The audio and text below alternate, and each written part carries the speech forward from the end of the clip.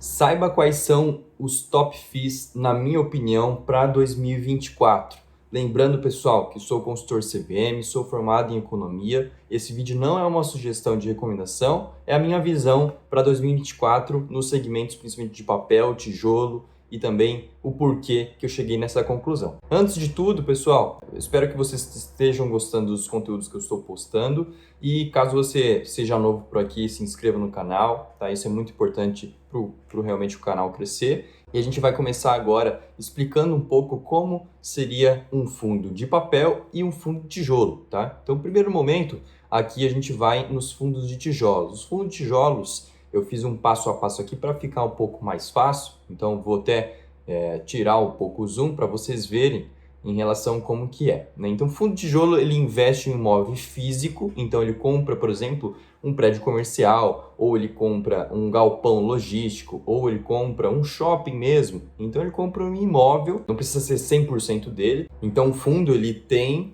o imóvel, né, no CNPJ dele, que é a empresa. Então, você como investidor, você vai lá na bolsa, compra uma cota e você compra um pedacinho dessas propriedades, tá? Que seja shopping, prédio comercial, ou galpão logístico, ou outras. Então, essas empresas, né, que são os fundos imobiliários, eles têm esses imóveis, estão aqui, eles alugam os espaços por meio de contratos. E todo aluguel tem um contrato corrigido pela inflação, que pode ser o IPCA, pode ser o IGPM, pode ser o INCC. Normalmente o mais utilizado é o IPCA, mas pode ser IGPM também. Essa correção faz que o fundo consiga se valorizar conforme o tempo e se valorizar de forma que você consiga acompanhar a inflação. Outro ponto é que o rendimento pago são os juros da operação. Então você compra por R$100 a cota pagou 70 centavos. 70 centavos são os juros da operação. E o imóvel, ele tende a se valorizar no longo prazo. Então, o imóvel se valoriza conforme o tempo, a cota, e o aluguel se valoriza conforme o valor do imóvel no contrato. Então, uma coisa puxa a outra e o rendimento é aumentado. Então, o rendimento é pago hoje, o valor do imóvel aumentar, aumenta o valor da cota e, por consequência, aumenta o valor do rendimento.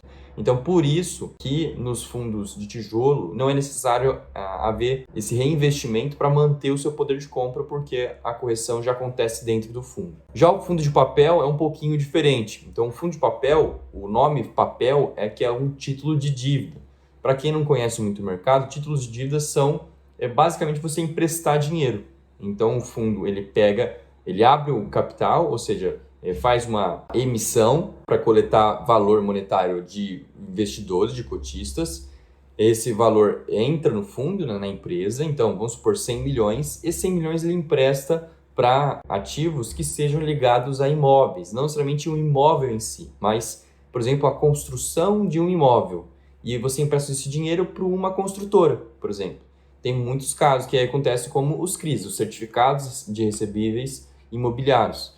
Os CRIs são isentos, então quem entra nessa jogada consegue ter esse benefício fiscal. Então, por isso que eles normalmente vão para os CRIs se envolve em imóvel, tá?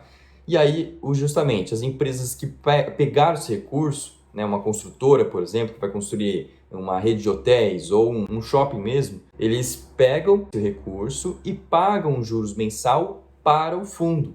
Então, o juros mensal normalmente é IPCA mais 8%. Então, no ano, ele vai pagar IPCA mais 8%. Só que todo o rendimento já vem com a correção. Então, o rendimento paga juros, então 8%, mais o IPCA, que é a correção, por exemplo, nesse caso.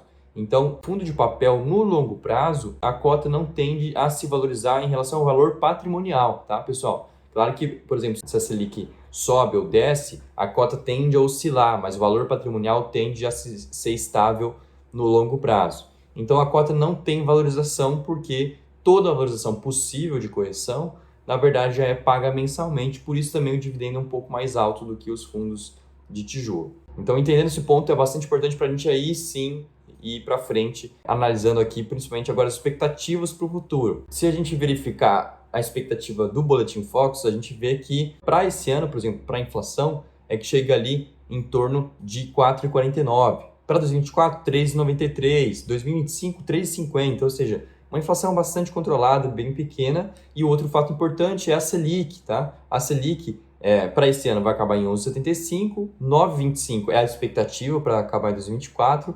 e 8,5% para 2025, ou seja, existe essa queda, pelo menos a expectativa de queda de juros. Então a gente consegue ver uma leitura de outro gráfico aqui, que eu separei para vocês, que é basicamente o CDI, que é a taxa básica de juros, né? Ele acompanha a Selic praticamente, e o IFIX, um paralelo. Claro que os percentuais, o da esquerda aqui, o eixo da esquerda é o percentual de juros, e o da direita é o valor do índice IFIX, tá, pessoal? Só para vocês entenderem.